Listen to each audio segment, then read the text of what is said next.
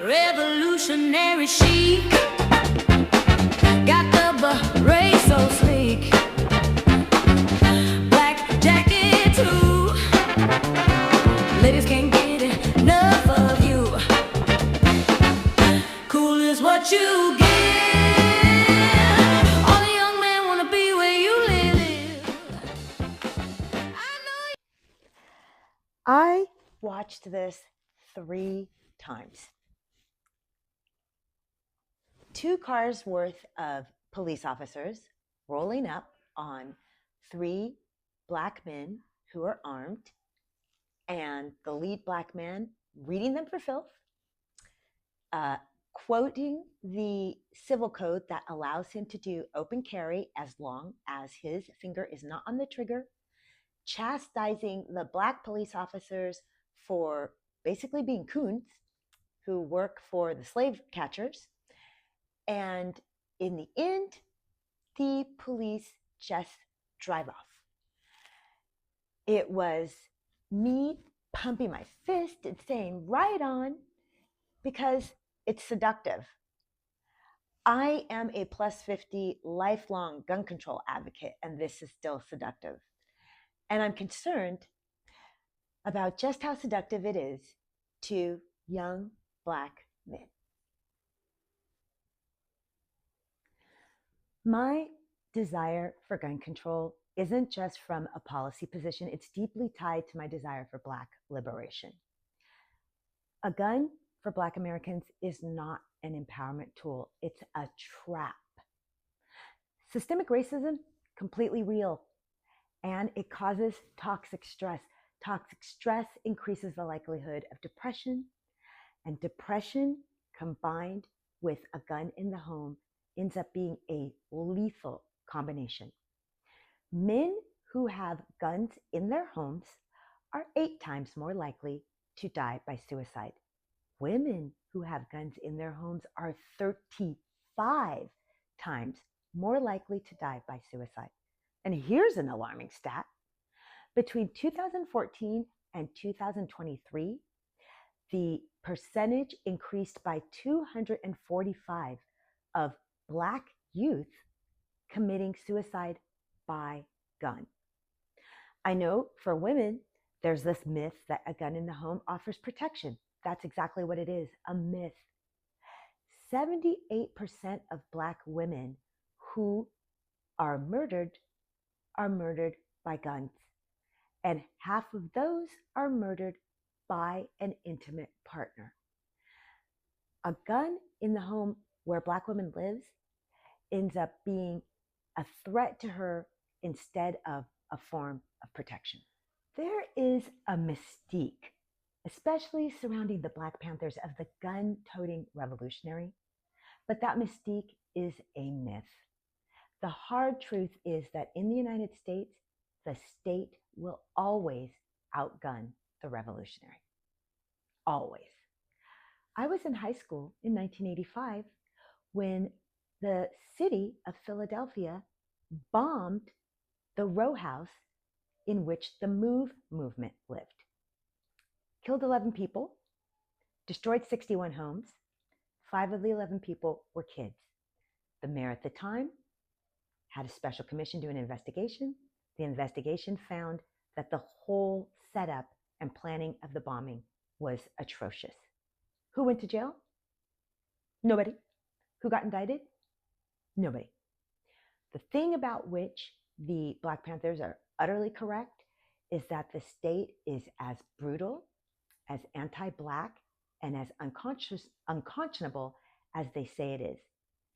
If the Black Panthers ever reached the heights that they wanted to reach or even came close, the state would simply kill them en masse and probably kill a bunch of other Black people not associated with them along with them.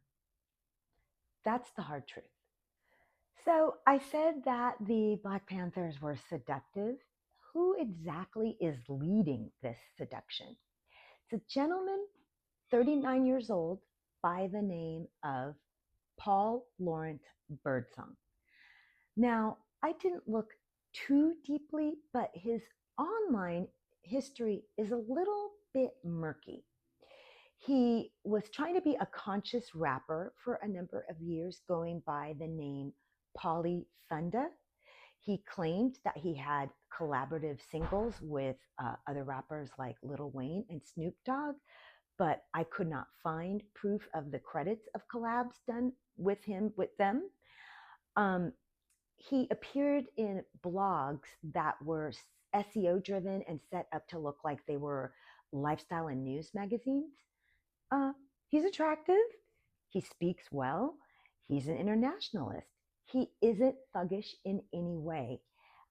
He has a revolutionary aesthetic, and it's working. He has an Instagram with nearly 300,000 followers. He's definitely filling a void. I'm thinking of the single mom who lives in a neighborhood that actually does have a gang problem. And she is desperately trying to keep her son constructively engaged and not out in the streets with a gang. What does she say when he shows her a TikTok? Mom, look, the Black Panthers for civil defense. I'm going to join them. They give groceries to people in need. They provide clothes to single moms for their children. And they tote around guns and keep the police from brutalizing people in the neighborhood. What is her answer to that? What is the church's answer to that? I personally have an answer. Martin Luther King and Nelson Mandela were born 11 years apart. In 1957, Martin Luther King starts the Southern Christian Leadership Conference. Takes him 7 years to get the Civil Rights Act passed. Nelson Mandela goes the way of the gun, not the way of the cross. And it takes him 30 years longer to get the first multiracial election and the end of apartheid in South Africa. All of that is factually true, but that doesn't sound sexy or provocative or seductive to young men between the ages of 15 and 25. That sounds old and boring to young men who are feeling oppressed and dispossessed. The world has something for these Black men.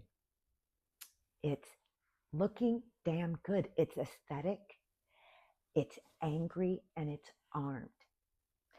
The Black church can't just preach against the way of the gun. It has to offer a version of Black masculinity that is just as compelling as what the world has on offer, but is Christ-centered and life-affirming and love-giving and deeply rooted in Black liberation. The Black church has to come up with an answer to this. Because right now, the silence is being filled with the click of a trigger.